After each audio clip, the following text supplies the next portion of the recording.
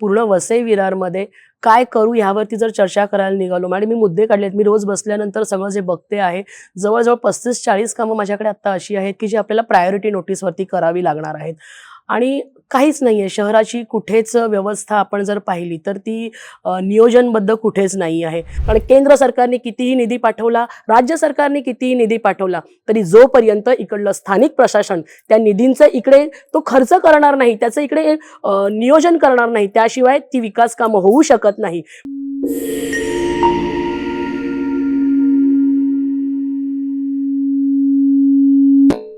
मित्रांनो नमस्कार. आकार DG9च्या DG9 पॉडकास्ट या विशेष कार्यक्रमात तुमचं स्वागत. मुंबई महानगरपालिका निवडणूक सगळ्यांना अप्रूप आणि सगळं लक्षच मुंबई महानगरपालिकेकडे लागलेलं असताना या मुंबई शहराच्या अगदी हाकेच्या अंतरावर म्हणजे अगदी काही 30-40 किलोमीटर दूर असलेल्या अनेक जुळ्या उपनगरांच्याही महानगरपालिका आहेत आणि तिकडेही मुंबईपेक्षा जोरदार असं घमासान सुरू आहे. कारण इथं काही एकल उमेदवार म्हणजे सिंगल उमेदवार लढतोय असं नाही, ते 4-4चे पॅनेल आहेत, 4-4 उमेदवार एका वॉर्डसाठी लढत आहेत. आणि हे सगळं तिकडे जे होतंय ना ते खरोखर रंजक आहे, अनुभवण्यासारखं आहे. आणि तिकडे जेव्हा जाऊन आपण त्यांचा संघर्ष बघतोय ना उमेदवारांचा, तेव्हा असं वाटतं की तो संघर्ष आमच्या प्रेक्षकांनाही पाहायला मिळावा, ऐकायला मिळावा. म्हणून आज आपण वसई विरारमध्ये आलेलो आहोत.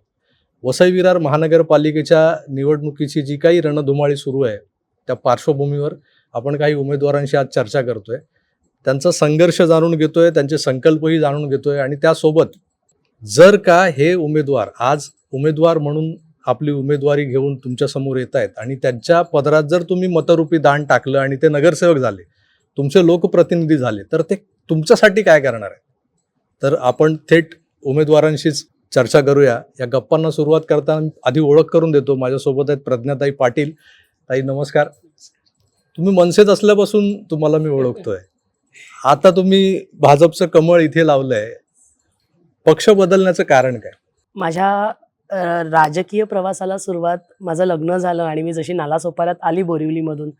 माझे मिस्टर शिवसेनेचे त्यावेळेचे शाखा प्रमुख होते आमच्या आचोळे गावातले आणि लग्नाच्या अगदी दुसऱ्या दिवसापासूनच राजकीय प्रवासाला सुरुवात झाली, कारण त्यांना राजकारण समाजकारणाची खूप जास्त आवड होती. तिथून प्रवास सुरू झाला. काही कारणाने गावातल्या काही विषयांमुळे माझ्या लग्नाच्या थोडं आधीच त्यांचं शिवसेना त्यांनी सोडली होती. आणि राजकारणात असलेली व्यक्ती समाजाशी जोडलेली असते, समाजात असलेल्या लोकांची कामं आपल्याला सातत्याने करायची असतात. आपण एखाद्या पक्षाशी जोडलेलो नाही आहोत किंवा आपण जर एखाद्या पदावरती नाही आहोत तर आपण लोकांना सांगू शकत नाही की आम्ही आता पदावर नाही, आम्ही तुमचं काम करू शकत नाही.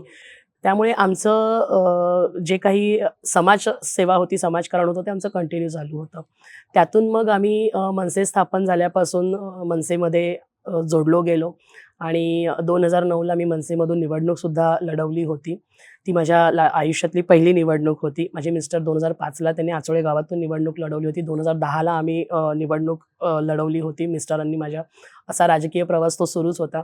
आणि 2014ला ज्या वेळेला देशामध्ये मोदीजींची सत्ता स्थापन होत होतं, मी त्याच वेळेला भाजपामध्ये येण्याचं ठरवलं आणि त्या निवडणुकीच्या नंतर लगेचच मी भाजपा पक्षामध्ये प्रवेश केला होता.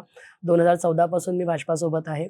2015ला मला पहिलं पद भाजपामध्ये जबाबदारी दिली गेली महिला मोर्चाची सरचिटणीस म्हणून आणि 2015ला मी वसई विरार महापालिकेतली निवडणूकसुद्धा त्यावेळेला लढवली होती. अशा पद्धतीने माझा हा राजकीय प्रवास पुढे चालत चालत आज 2026मध्ये आपण आहोत आणि आज पुन्हा एकदा भारतीय जनता पार्टीची जिल्हाध्यक्ष सर्वप्रथम आणि त्यानंतर प्रभाग 15ची उमेदवार म्हणून मी आपल्या सर्वांच्या समोर आज उपस्थित आहे. निवडणुकीला जोडून प्रचाराची रणधुमाळी आणि या वसई विरार शहरामध्ये भारतीय जनता पक्षाच्या उमेदवारांची संख्या पाहता जिल्हाध्यक्ष म्हणून तुमच्यावरती बरीच जबाबदारी आहे. मग जिल्हाध्यक्ष असताना तुमच्या प्रभागाकडे लक्ष द्यायला जमतंय आता ह्या प्रचाराच्या? होय ना.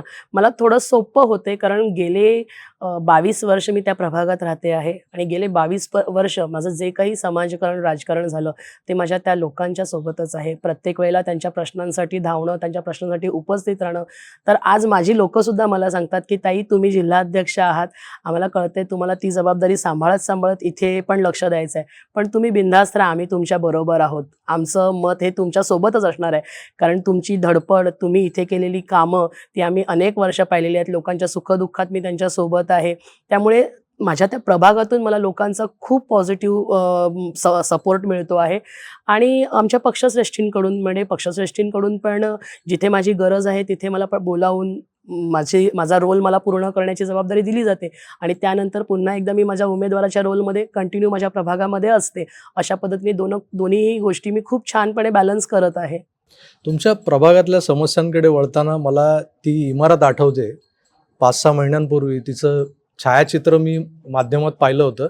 अशी टिल्ट झालेली इमारत, साईराज अपार्टमेंट.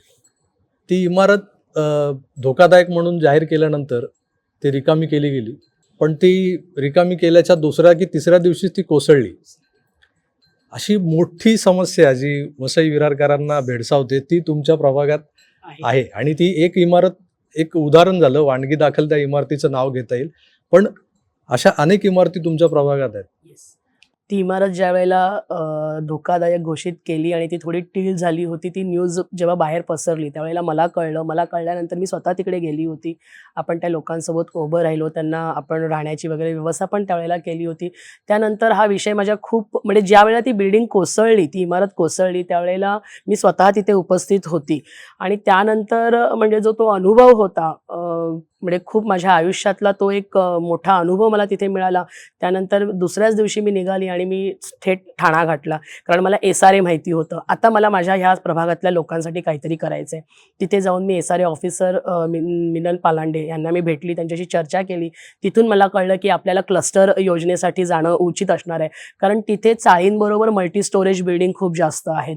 मग आम्ही क्लस्टरचा विचार केला आणि मी आमदारांशी बोलली. आमदारांना मी लिखित पत्र पण त्यावेळेला दिलं आणि आमदारांनी पण मला खूप पॉझिटिव्ह सपोर्ट केला.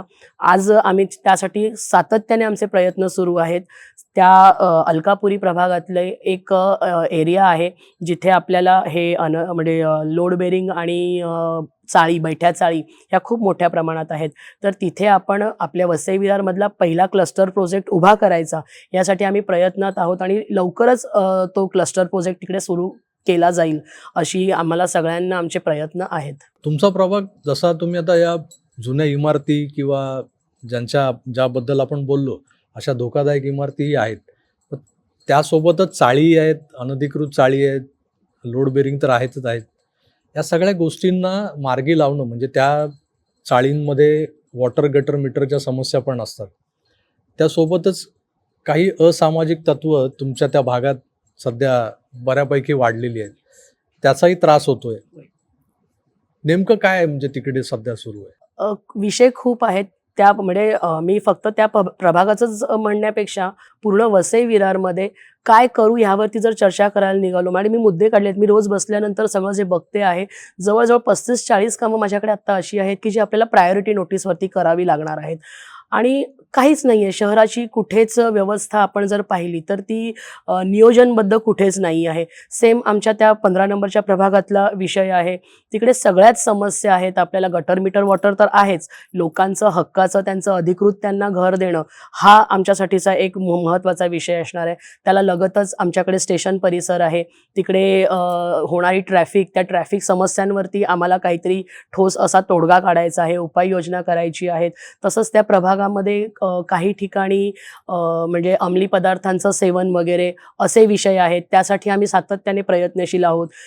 वेळोवेळी पोलीस प्रशासनाची तिकडे सोबत घेणं आणि त्या ठिकाणी नागरिकांना आपण कसा दिलासा देऊ शकतो त्यासाठी आमचे प्रयत्न सुरू आहेत.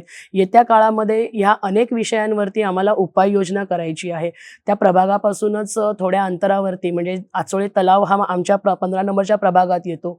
तिथे आमचा एक विचार आहे की आचोळे गाव हा आमचा आमचा कोळी आगरी समाजाचा गाव आहे आणि आमच्या महिला भगिनी तिथे आहेत. काही महिला भगिनी बाहेर दूर मच्छी विकण्याच्या व्यवसायासाठी वगैरे जातात.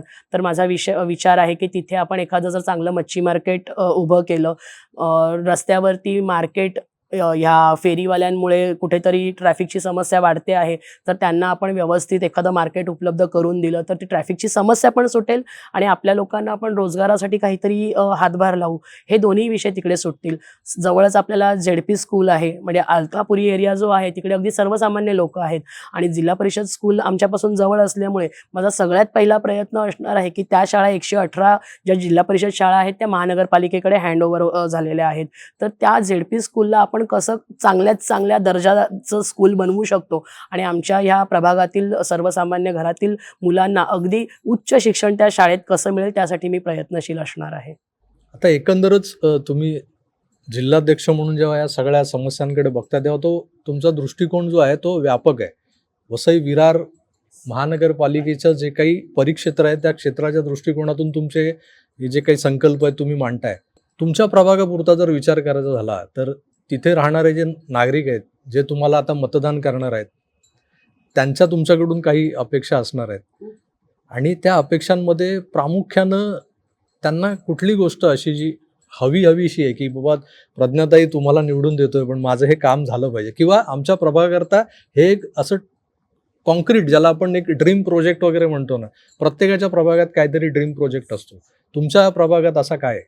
माझ्या प्रभागातलं मी आधी पण सांगितल्याप्रमाणे मला क्लस्टर, कारण लोकं तिथे खूप घाबरलेली आहेत, खूप डिप्रेशनमध्ये आहेत. लोकांना भीती आहे की आयुष्याची पुंजी लावून त्यांनी घर घेतलेलं आहे आणि ह्या बिल्डिंगीचं ज्या पद्धतीने बांधकाम झालेलं आहे या सगळ्या इमारती धोकादायक झालेल्या आहेत. आज न उद्या कधीतरी त्यांना त्या धोकादायक इमारतींमध्ये विचार करावा लागणार आहे की आपण पुढचं आयुष्य कसं आणि कुठे घालवायचं.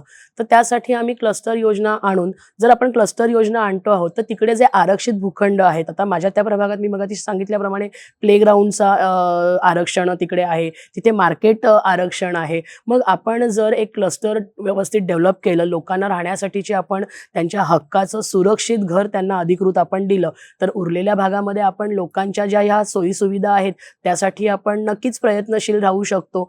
आमच्या त्याच प्रभागामध्ये नाट्यगृह आहे, जे नाट्यगृह गेले अनेक वर्ष 2012 पासून ते सुरू होत, म्हणजे काम झालेलं आहे, शेवटच्या टप्प्यात आहे, पण अजूनपर्यंत ते फायनल होत नाही आहे आणि त्याचं लोकार्पण होत नाही आहे. तर माझ्या ह्या निवडणुकीनंतर 2026ची निवडणूक 15 तारखेला पूर्ण होते आहे, 16 तारखेला त्याचा निकाल आहे आणि जर लोकांसाठी काहीतरी छान गिफ्ट द्यायचं असेल तर माझा प्रयत्न असेल की येत्या वर्षभरामध्ये ते नाट्यगृह कसं सुरू होईल आणि भारतीय जनता पार्टीतर्फे एखाद्या चांगल्या नाटकाचा तिकडे आम्ही एक प्रयोग करू. त्या प्रयोगामध्ये आम्ही तिथल्या सर्व लोकांना विनामूल्य त्यांना तिकडे आमंत्रित करून पहिला शुभारंभ आम्ही तिकडे करू. ते नाट्यगृह सुद्धा मला सुरू करायचं आहे.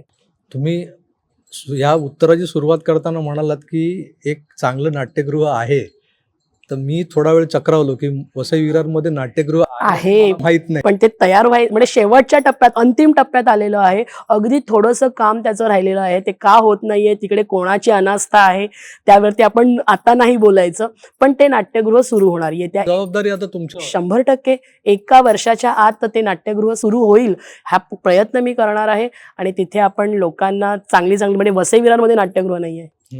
हो, वसई विरारमध्ये मग ते माझ्या 15 नंबरच्या प्रभागात होणार आणि आपण तिथे नक्कीच नाटकं बघायला जाऊ. सुखद धक्का असेल तो, जर नाट्यगृह तुमच्या कारकिर्दीत जर ते उभं राहिलं, त्याच पूर्णत्वास आलं आणि त्याचं उद्घाटन झालं आणि मराठी माणसाला जो चोखंदळ रसिक म्हणवला जातो त्याला जर नाटक, सिनेमा किंवा इतर गोष्टी, सिनेमासाठी आता इथे थोड्या सुविधा झाल्यात, पण नाटकप्रेमींना आजही बोरिवली किंवा पार्ला गाठावा लागतो. मला स्वतःला नाटकांची आवड आहे. मला सुद्धा नाटक पाहायचं असेल. मी स्वतः बोरिवलीची आहे, बोरिवली वजिरा गावातली मी आहे, त्यामुळे मला ते प्रबोधनकार नाटकगृह पहिल्यापासून माहिती आहे. त्यामुळे जेव्हा कधी वाटतं की नाटक पाहायचं आहे तर मग आम्हाला इथून उठून बोरिवलीलाच जावं लागतं. म्हणून माझा सगळ्यात पहिला प्रयत्न असणार आहे ते नाटकगृह सुरू करावं. तुमच्या मनातले संकल्प अनेकविध आहेत आणि ते व्यापक आहेत. मगाशी म्हणाल तसे पूर्ण शहराचा विचार केलाय तुम्ही. त्यातल्या त्यात तुमच्या प्रभागात एक नाट्यगृह आहे आणि ते पूर्णतः नेण्याचा विडा तुम्ही उचललेला आहे. एकंदरच आता 15 तारीख जवळ येते, तुम्ही तुमच्या मतदारांना काय आवाहन कराल आणि त्या आव्हानाच्या शेवटी आपण या आपल्या गप्पांना विराम देऊ? मी एवढंच आज मतदारांना या माध्यमातून सांगणार आहे. मी स्वतः 15 नंबर प्रभागामध्ये उमेदवारी लढवते आहे. माझ्यासोबत 4 उमेदवार आहेत जे खूप सक्षम आहेत. त्यांना आपल्याला निवडून द्यायचंच आहे. पण वसई विरार महानगरपालिका क्षेत्रामध्ये भाजपा महायुतीचे 115 उमेदवार आपण लढवत आहोत. आणि जर हे अनेक प्रश्न आहेत आपल्याला इथे फक्त गटर मीटर वॉटर ह्या समस्येपुरतं मर्यादित न राहता मी नेहमी सांगत असते, सातत्याने सांगते, आपण 2026 मध्ये जगत आहोत. 2026 मध्ये जगत असताना माणसाच्या गटर मीटर वॉटर ह्याच्या पलीकडे काहीतरी गरजा आहेत. उच्च शिक्षण, उच्च आरोग्य. इथल्या युवा पिढीसाठी आम्हाला त्या खेळाची मैदानं उभी करायची आहेत. इथला माणूस रोज 2 तासाचा प्रवास करून मुंबईला जातो, 2 तासाचा प्रवास करून मुंबईवरून इथे परत येतो. म्हणजे त्याच्या 24 तासातले कमीत कमी 4 तास हे प्रवासामध्ये जात आहेत. तर मी या माध्यमातून सांगेन की आम्हाला इथे रोजगाराच्या संधी उपलब्ध करायच्या आहेत. आपल्यापासून 65-70 किलोमीटरवरती वाढवण बंदर येतं आहे. कोस्टल रोड आमच्या मुख्यमंत्री महोदयांनी तिथे पाठवलेला आहे. या वसई विरारमधल्या नागरिकांना, इथल्या युवांना, इथल्या रोजंदारांना त्या वाढवण बंदराचा उपयोग कसा होईल, इथून काहीतरी असं आम्ही तयार करू. लोकांना अशा पद्धतीने इथल्या युवा पिढीला आम्ही प्रशिक्षण देऊन तयार करू आणि त्या वाढवण बंदरामध्ये त्यांना चांगला त्यांचा अर्थार्जनासाठीची सोय कशी होईल यासाठी मी प्रयत्नशील असणार आहे. मी ह्या निमित्ताने एवढंच सांगू शकते की देशात आपण सर्वांनी विश्वास देऊन 2014 पासून नरेंद्र मोदीजींचं सरकार दिलेलं आहे. राज्यात फडणवीस साहेबांचं सरकार आपण पाहतात गेले अनेक वर्ष किती चांगल्या पद्धतीने काम करत आहेत. लाडक्या बहिणी सगळ्या संपूर्ण महाराष्ट्रात साहेबांच्या सोबत आहेत. या वसई विरारमध्ये आपल्याला एकदा महायुतीचं सरकार आणायचं आहे. जेव्हा ट्रिपल इंजिन सरकार येईल तेव्हा आपल्याला समजेल की ट्रिपल इंजिन सरकारची ताकद काय असते. जी विकासाची कामं इकडे अडकलेली आहेत ती आपल्याला पूर्ण करायची आहेत आणि त्यासाठी आपल्याला इथे महापौर बसवावा लागणार. कारण केंद्र सरकारने कितीही निधी पाठवला, राज्य सरकारने कितीही निधी पाठवला तरी जोपर्यंत इकडलं स्थानिक प्रशासन त्या निधींचं इकडे तो खर्च करणार नाही, त्याचं इकडे नियोजन करणार नाही, त्याशिवाय ती विकास कामं होऊ शकत नाही. म्हणून ट्रिपल इंजिन सरकारला साथ द्या. वसई विरार महानगरपालिका क्षेत्रामध्ये आपण सर्वांनी 115 जागेंवरती जे महायुतीचे उमेदवार उभे आहेत त्यांना प्रचंड मताने विजयी करून आणा आणि विकासाची गंगा आपल्या वसई विरारमध्ये आपण घेऊन येऊया. धन्यवाद. तुमच्या या सगळ्या संकल्पना आमच्या शुभेच्छा आणि धन्यवाद.